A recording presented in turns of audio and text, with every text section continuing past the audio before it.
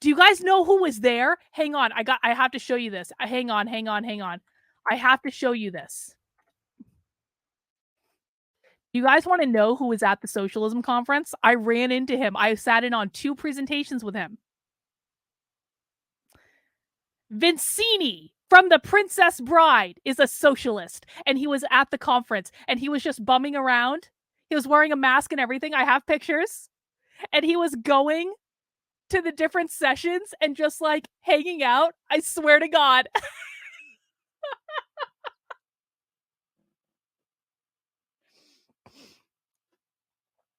So he was actually, yes, inconceivable. Mm-hmm. Exactly. I have pictures of him. I do.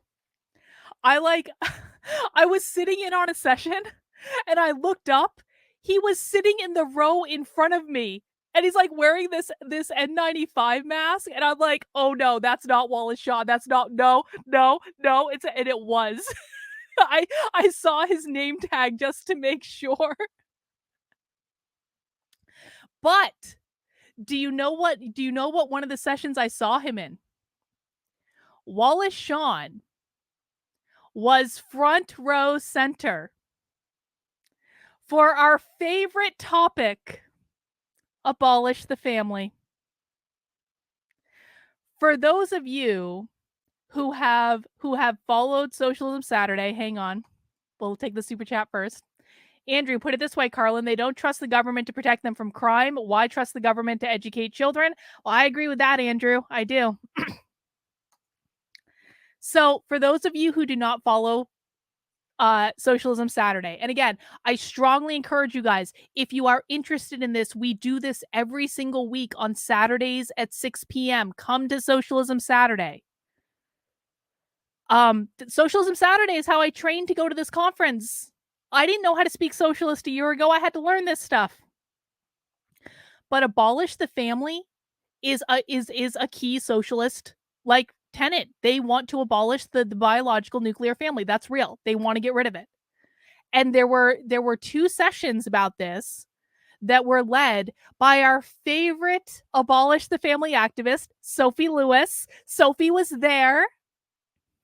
And Wallace Shawn, the guy from The Princess Bride that said inconceivable, was sitting front row center for one of the abolish the family presentations. He sat there. I kept an eye on him. He was like nodding along. He was agreeing with it. I swear to God. But the thing about Sophie is, Sophie also knows who I am. And I think Sophie made me. I really do. And I'm going to give you guys a really interesting tidbit about one of the things that was said in one of those sessions. You guys are going to be floored. I've got a clip of this that's going to be coming out.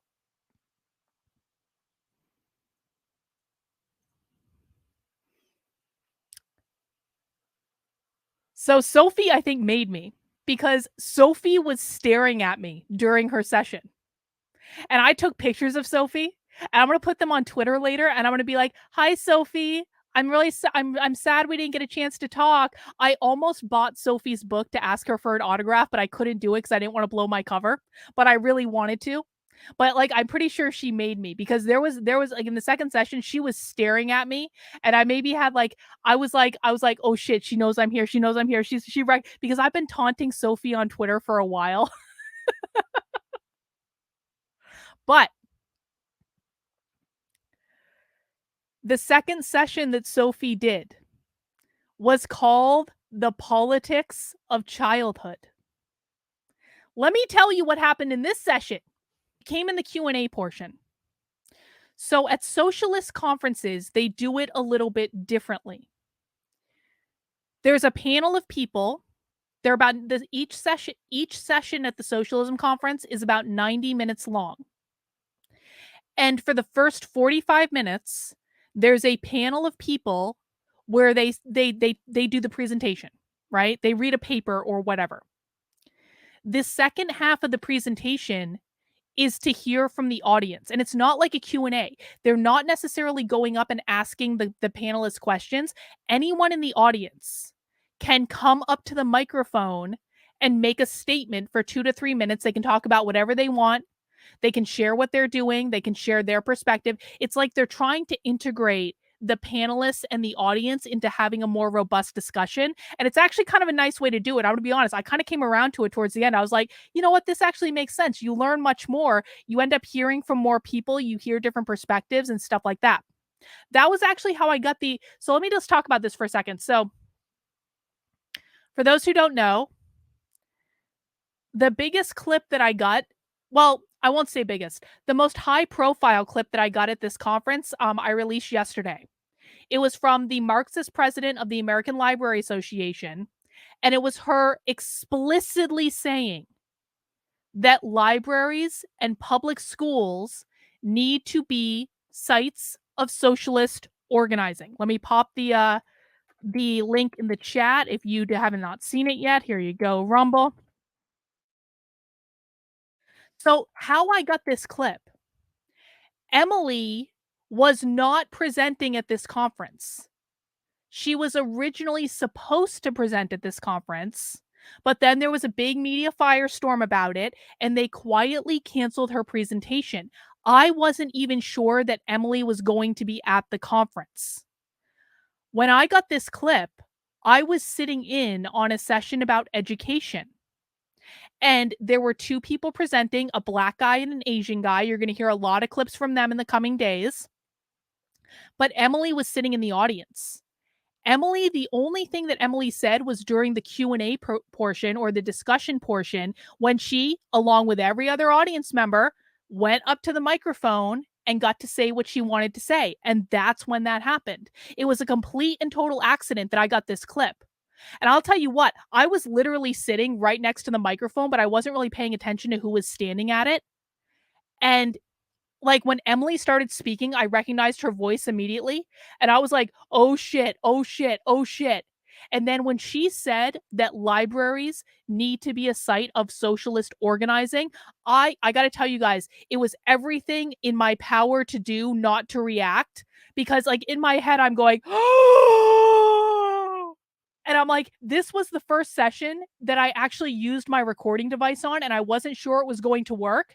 And in my head, I'm like, please record, please be recording, please work, please God, let this recording work. I will never ask for anything again. And I was having a whole conversation with God all the way back to my hotel room to check the recording. I was like, because I was like, no one is ever going to believe me that I literally heard the head of the American Library Association say that libraries must be a site of socialist organizing. I was praying. I like basically ran back to my hotel room, and I checked it, and I was like, "Oh my God, thank God!" So that was how I got that clip. Was during the discussion Q&A portion. Now, let's go back to the politics of childhood. So Sophie, do you guys remember? Hang on, I'll show you something else. Do you guys remember? It was not too long ago. Let's see. Here it is. So about a month ago, not even a month ago, August 10th, we watched a presentation from this person. This is a trans professor at Johns Hopkins University that encouraged college students to do it yourself hormones. So we've seen this person before. This person, whose name is, what is this person's name? I forget. Jules Gill Peterson. Jules Gill Peterson was presenting the Politics of Childhood session with Sophie Lewis. Now, do you want to know how I know that abolish the family is directly linked to queer Marxism? Because Jules Gill Peterson is a queer Marxist, and Sophie Lewis, who was her co-presenter, is an abolish the family activist who has literally written 2 books about abolishing the biological family. So let me tell you where Sophie might get in trouble. I'm debating on how I'm going to handle this. The discussion portion opens in this Politics of Childhood session. The very first person at the microphone is dressed. I'm not making this up. I have a picture. dressed like a full Japanese schoolgirl.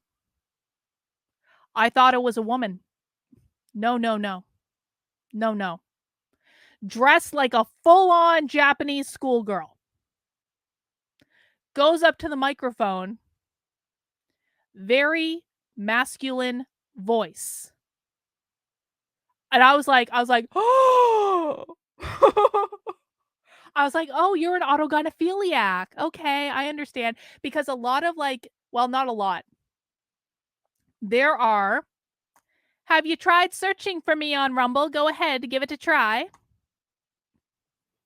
I always hate when conservatives ask, are you on Rumble yet? When they haven't even bothered to look for me on Rumble.